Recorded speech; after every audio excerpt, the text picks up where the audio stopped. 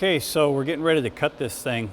And one of the things that I've done is I've undercut it here to the minor diameter to give me a little bit of space for the cutting tool to come out.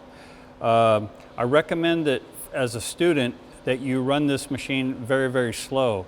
The only downside to that is this particular machine, with everything being gears and so forth, is you cannot speed it up in between unless you reset up the tool.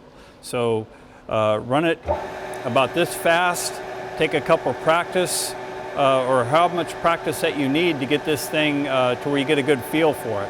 It's not hard to do, it just takes a lot of focus, and you just need to be patient with it.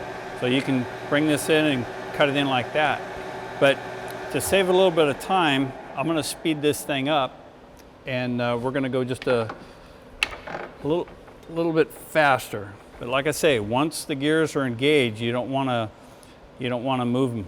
So I'm going to come in, touch off, take a little scratch cut, and I'm going to check it with the thread pitch gauge here and make sure that we are in fact at 20 threads per inch.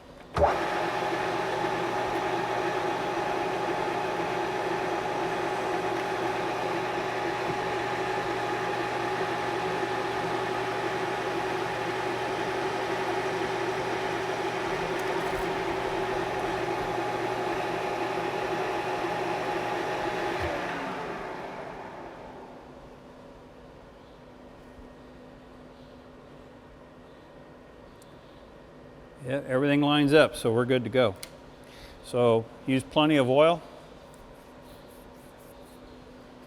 And you'll notice that the oil will stay on there at first pretty good. I'm going to take about a 10/1000 cut at first.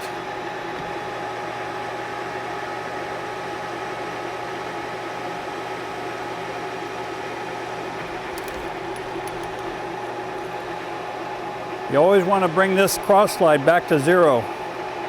Be it exactly on zero, and then just advance with the compound.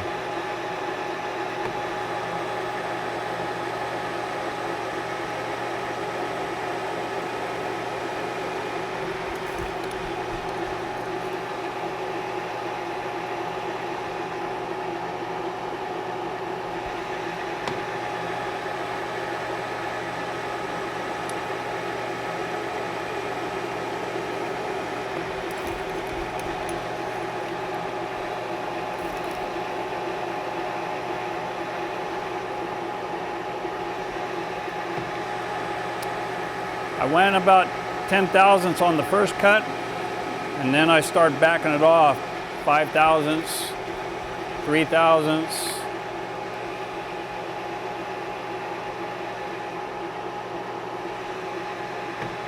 The further in you go, the wider the cut gets.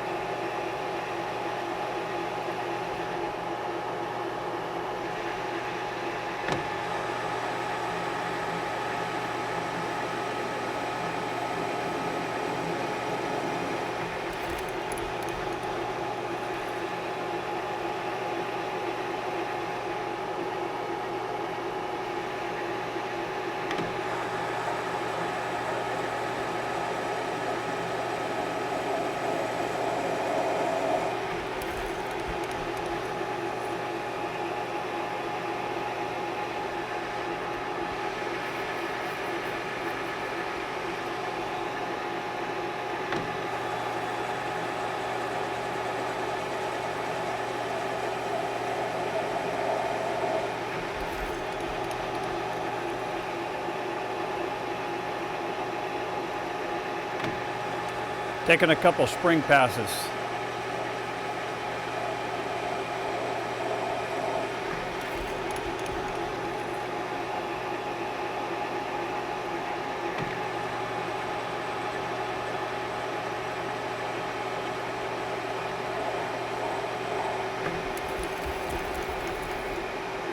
Okay, without removing anything, I'm just gonna not disengaging anything. I'm not disengaging any gears or anything like that. I'm just gonna go ahead back the tailstock away, and I'm gonna try it on there to see how close I am. That's one way you can do it. You can use thread wires, you can use a thread pitch gauge, a micrometer. But another way to do it is just to try the nut, which is this.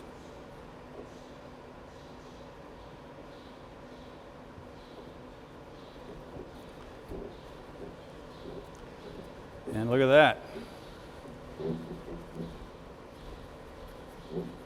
Got it on the first try. So yeah, it's a good fit too. So there you have it.